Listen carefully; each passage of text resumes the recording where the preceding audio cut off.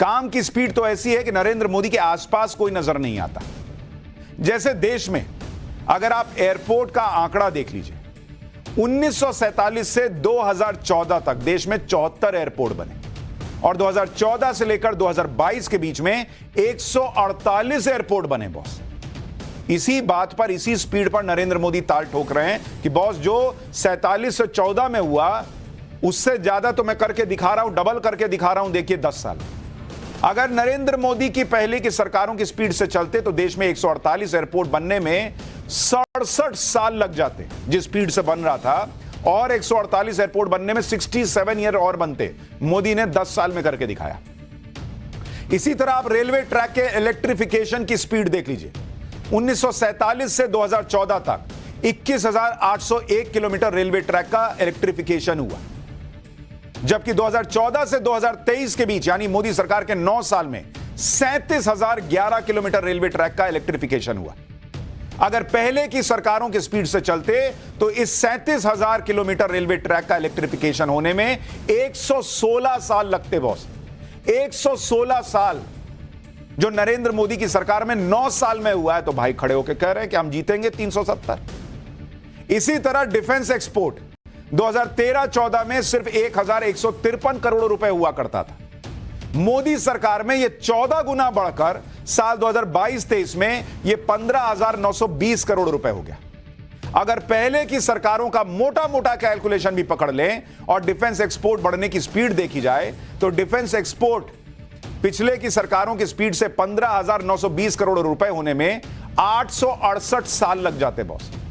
868 साल, क्या ही का हिसाब होता आप सोचिए।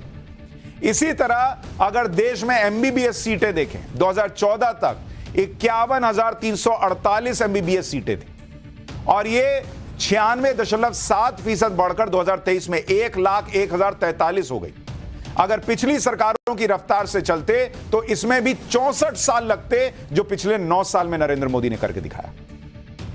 पीएम मोदी ने आज उनकी सरकार के काम करने की इसी बुलेट ट्रेन वाली स्पीड की बात की और कहा कि अगर कांग्रेस की सरकार होती तो बॉस जहां देश आज खड़ा है ना, वहां खड़े होने में भी दशकों लगते। सुनिए एक बार पीएम। हमने गरीबों के लिए 4 करोड़ घर बनाए,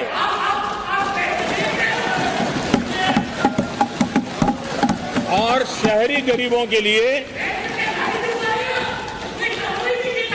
80 लाख पक्के मकान शहरी गरीबों के लिए बने।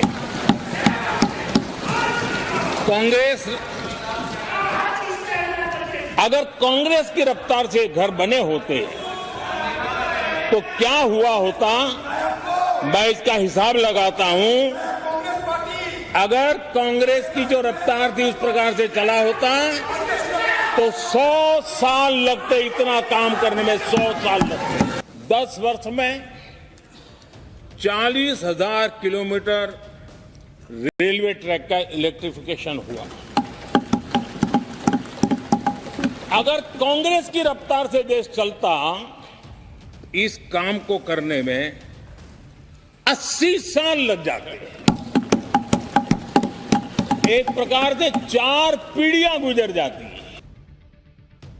आज पीएम मोदी ने यूपीए सरकार के वो दिन भी याद दिलाए जब यूपीए सरकार के बड़े अर्थशास्त्री कहा करते थे कि भारत दुनिया की तीसरी बड़ी इकोनॉमी बन जाएगा, लेकिन इसके लिए 3 दशक लगेंगे, यानी 30 साल।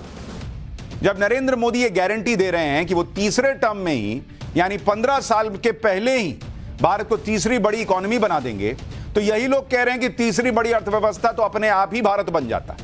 सुनिए इस पर पीएम मोदी ने आज संसद में खड़े होकर क्या कहा। Vision for the future,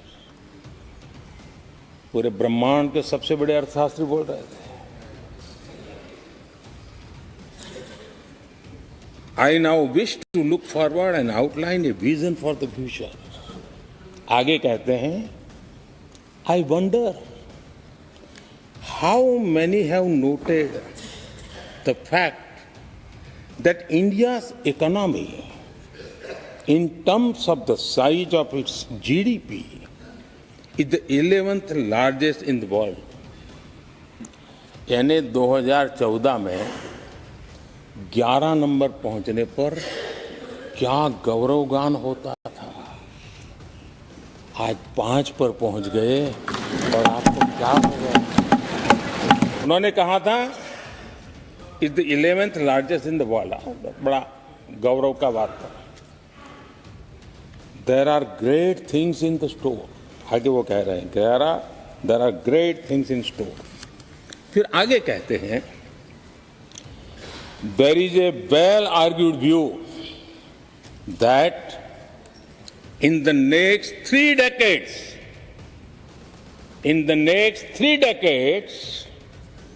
India's nominal GDP will take the country to the 3rd rank after the US and China. उस समय ये ब्रह्मांड के बड़े अर्थशास्त्री कह रहे थे कि तीसरे नंबर पर 30 साल में हम पहुंच जाएंगे।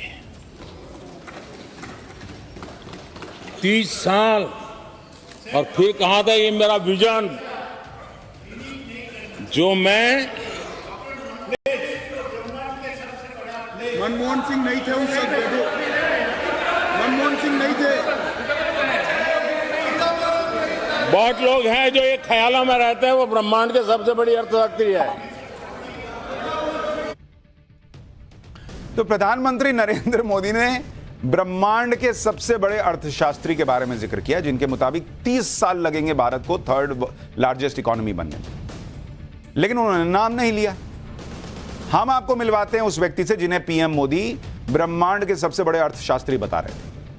दरअसल पीएम मोदी ने यह बात यूपीए सरकार के वित्त मंत्री रहे पी चिदम्बरम को लेकर बोली थी, जिन्होंने फरवरी 2014 में मनमोहन सिंह सरकार की पीठ थपथपाते हुए कहा था कि भारत 11वीं बड़ी अर्थव्यवस्था बन चुका है और 3 दशक में भारत तीसरी बड़ी अर्थव्यवस्था बन जाएगा। 3 दशक यानी 30 साल। सुनिए तब के वित्त मंत्री पी चिदम्बरम ने क्या कहा था। I wonder how many have noted the fact that India's economy, in terms of the size of its GDP, is the 11th largest in the world. There are great things in store. There is a well-argued view that in the next 3 decades, India's nominal GDP will take the country to the 3rd rank after the US and China. Just as the fortunes of the developed countries affect the emerging economies today, the fortunes of China and India will in the future have a significant impact on the rest of the world.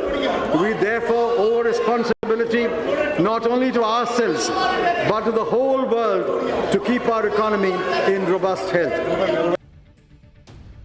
तब के वित्त मंत्री 30 साल में भारत को तीसरी सबसे बड़ी अर्थव्यवस्था बना रहे थे, और वो भी अपना कॉन्फिडेंस नहीं कह रहे थे कि मुझे विश्वास है, जैसे नरेंद्र मोदी कह रहे हैं ना कि तीसरे टर्म में बॉस बना दूंगा तीसरी सबसे बड़ी अर्थव्यवस्था। वैसे पी चिदम्बरम नहीं कह रहे थे, वो कह रहे थे कई जानकार ये कह रहे हैं कि भारत तीन दशक में जो है तीसरी सबसे बड़ी अर्थव्यवस्था बन जाएगा। यानी आप इस बात को समझिए कि नरेंद्र मोदी जिस काम को अपने तीसरे टर्म में करने वाले हैं उस काम के लिए मनमोहन सिंह सरकार कह रही थी कि 30 साल लगेंगे। और इसलिए आप फर्क देखिए, ये फर्क, इसी फर्क को लेकर नरेंद्र मोदी का कॉन्फिडेंस बनता है कि बॉस मैं जीत कर दिखाऊंगा। फरवरी 2014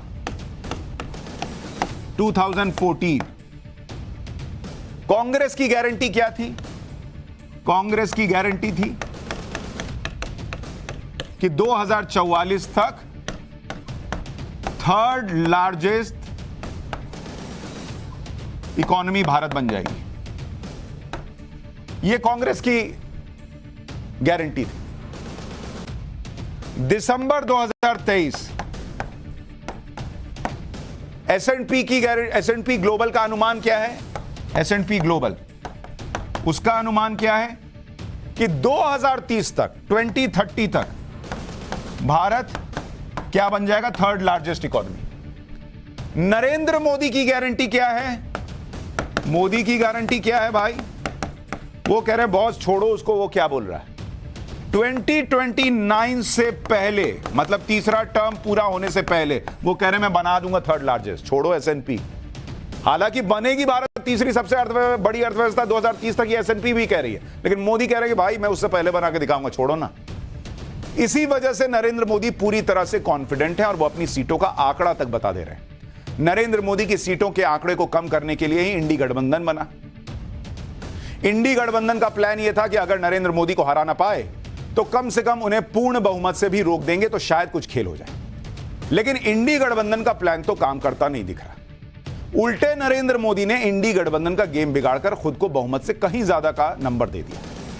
इसी तरह से इंडी गठबंधन के लोग एक दूसरे को कोस रहे हैं, कोई सीट शेयरिंग नहीं हो पा रही। इसी बात पर पीएम मोदी ने तो आज इंडी गठबंधन के बारे में कह दिया कि इनके अलायंस का तो अलाइनमेंट ही बिगड़ गया है। इंडी गठबंधन पर आज पीएम ने क्या कहा वो भी आपको सुनवाता हूं। कुछ दिन पहले भानुमति का कुनबा जोड़ा,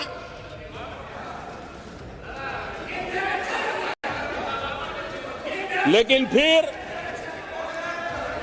एकला चलो रे करने लग गए। कांग्रेस के लोगों ने नया नया मोटर मैकेनिक का काम सीखा है और इसलिए अलाइनमेंट क्या होता है उसका ज्ञान तो हो गया होगा, लेकिन मैं देख रहा हूं अलायंस का ही अलाइनमेंट बिगड़ गया। इनको अपने इस कुनबे में अगर एक दूसरे पर विश्वास नहीं है तो ये लोग देश पर विश्वास कैसे करेंगे। विपक्ष का बैलेंस बिगड़ चुका है और उधर नरेंद्र मोदी अपने बैलेंस में और सीटें जोड़ते चले जा रहे हैं।